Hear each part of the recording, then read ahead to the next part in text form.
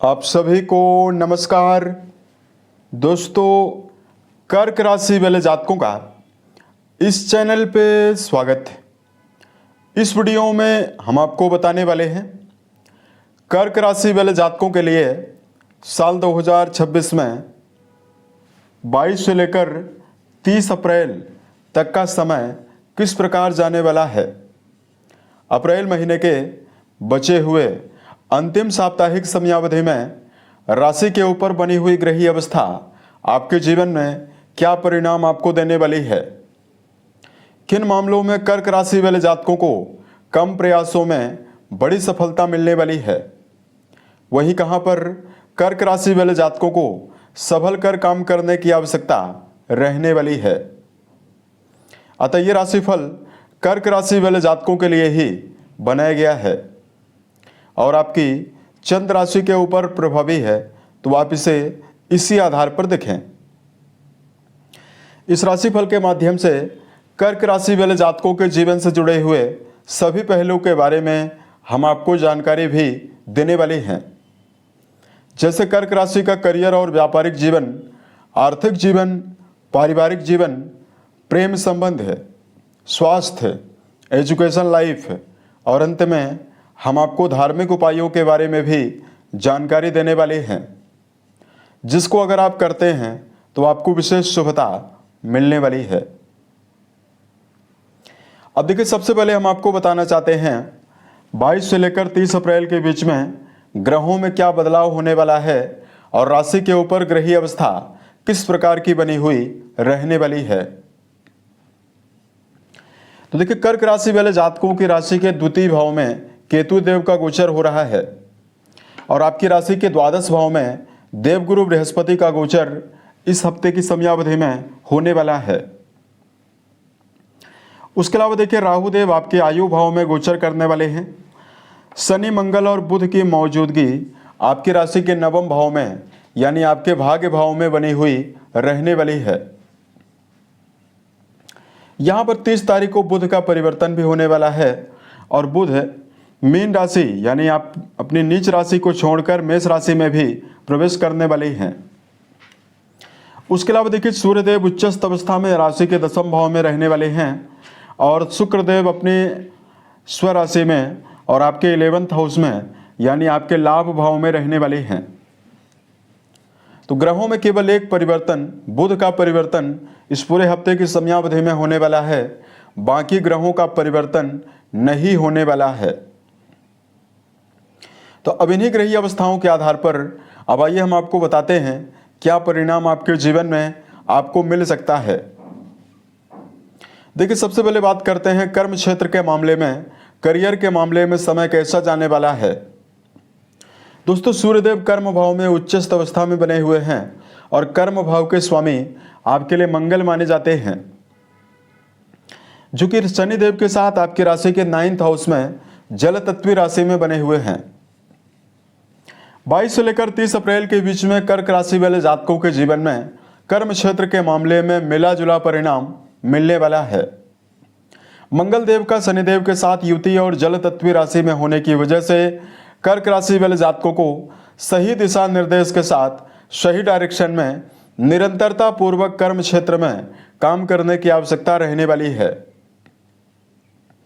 इस समयावधि में कर्क राशि वाले जातकों को जल्दबाजी में कर्म क्षेत्र के मामले में बड़े परिवर्तन और बड़े बदलाव निर्मित करने से भी आपको बचना चाहिए।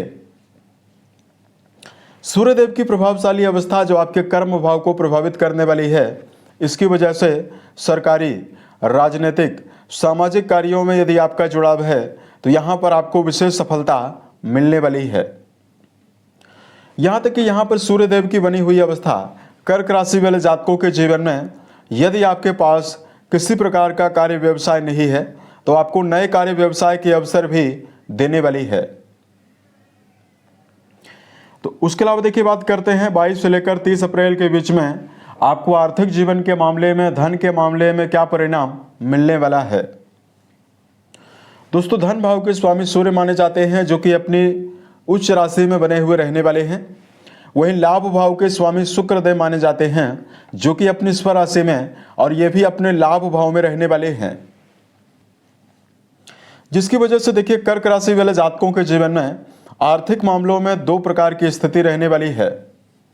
चूंकि धन भाव के स्वामी और लाभ भाव के स्वामी दोनों ही बहुत ही बेहतर अवस्था में बने हुए हैं, तो जातकों के जीवन में यदि आप व्यवसायी हैं तो व्यापार के मामले से भी धनार्जन और लगातार आय के संसाधन आपके जीवन में आपको मिलने वाला है। शुक्रदेव की प्रभावशाली अवस्था किसी भी फील्ड में अगर आप काम कर रहे हैं वहां पर आपको ज़्यादा से ज़्यादा लाभ प्राप्त की संभावना देने वाली है। जो जातक अपने जीवन में नवीन धन प्राप्ति के माध्यम की तलाश कर रहे हैं उन जातकों के जीवन में नए धन प्राप्ति के मार्ग आपको इस समयावधि में मिल सकता है। कुंडली का जो 11वां घर है इससे व्यक्ति की डिजायर्स के बारे में यानी मनोकामनाओं के बारे में भी विचार करते हैं। यहाँ पर कर्क राशि वाले जातकों के जीवन में यदि आप लंबे समय से भौतिक सुविधाओं से जुड़ी हुई कोई नवीन वस्तु यदि आप लेना चाहते हैं उसके लिए बहुत ही बेहतर संभावना यहाँ पर आपके जीवन में बनने वाली है। उसके अलावा देखिए बात करते हैं 22 तारीख से लेकर 30 अप्रैल के बीच में पारिवारिक जीवन के दृष्टिकोण से कर्क राशि वाले जातकों को क्या परिणाम आपको मिलने वाला है। दोस्तों, चौथे भाव के स्वामी यानी परिवार भाव के स्वामी अपनी स्वराशि और आपके 11th हाउस में रहने वाले हैं। अतः 22 से लेकर 30 अप्रैल के बीच में कुटुंबीजनों के बीच में आपको आपसी सामंजस्य और परिवार में विशेष शुभता मिलने वाली है। यदि पारिवारिक जीवन में तालमेल की कमी या लगातार समस्याएं बनी हुई है तो जातकों के जीवन में यानी कर्क राशि वाले जातकों के जीवन में परिवार में विशेष शुभता आपको इस समयावधि में मिलने वाली है। यहां तक कि कर्क राशि वाले जातकों के जीवन में घर परिवार में बड़े मांगलिक धार्मिक कार्यों के आयोजन की संभावनाएं भी आपको मिलने वाली है। उसके अलावा देखिए बात करते हैं प्रेम और वैवाहिक जीवन के मामले में क्या रिजल्ट आपको मिलेगा। दोस्तों, पंचम भाव के स्वामी 9th हाउस में रहने वाले हैं और ये शनिदेव के साथ युति में रहने वाले हैं। अतः रिश्तों के मामले में प्रेम जीवन में यदि आपका जुड़ाव है तो यहाँ पर मिला जुला परिणाम आपको मिलने वाला है। संबंधों के मामले में आपको अति भावुकता से बचना चाहिए और छोटे मोटे विवादों से आपको बचने की आवश्यकता इस समयावधि में रहने वाली है। तो रिश्तों के मामले में प्रेम जीवन का जो समय है आपके लिए ज़्यादा बेहतर रहने वाला है। उसके अलावा देखिए बात करते हैं वैवाहिक जीवन के मामले में क्या रिजल्ट जातकों को मिलने वाला है।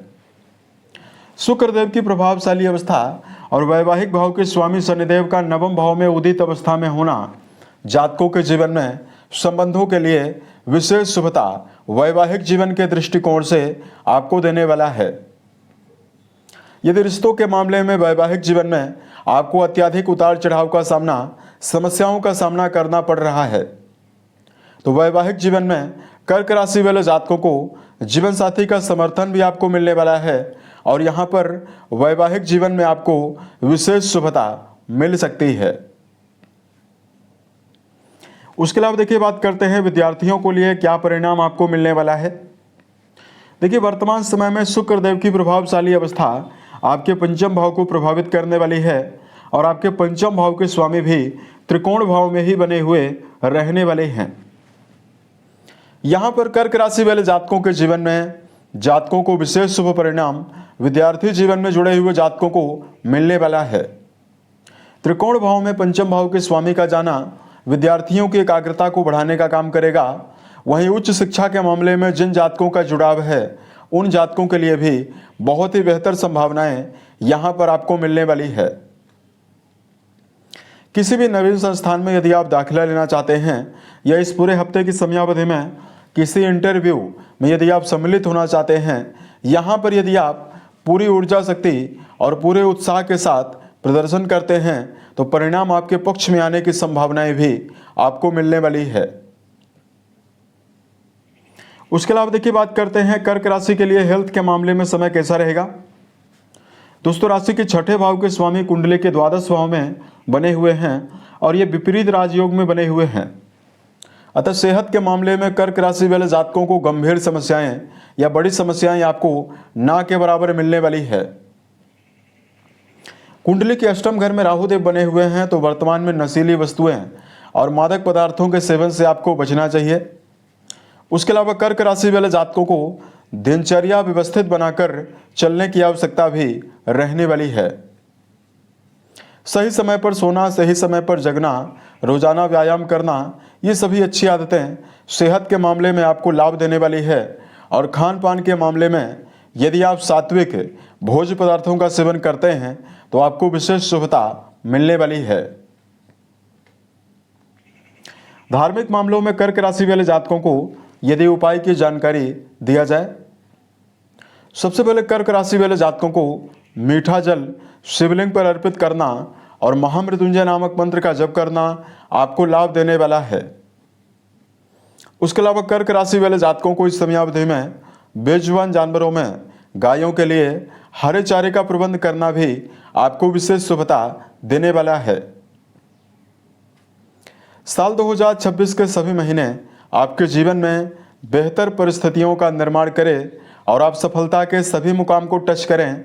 इसी कामनाओं के साथ मैं अपनी वाणी को विराम देता हूं।